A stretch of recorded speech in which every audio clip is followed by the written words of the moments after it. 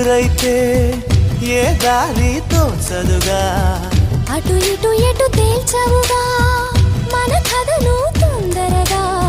ప్రతి చోట నీ నవ్వే పిలుస్తోందిగా. నన్ను దాటి వెళ్ళలేవు, నిన్ను నువ్వు దాచలేవు, ఏమి చెయ్యనయ్యో రామా. ఉన్న మాట చెప్ప నీవు ఊరుకుంటే ఒప్పుకోవు, ఇంకెలాగే సత్యభామా.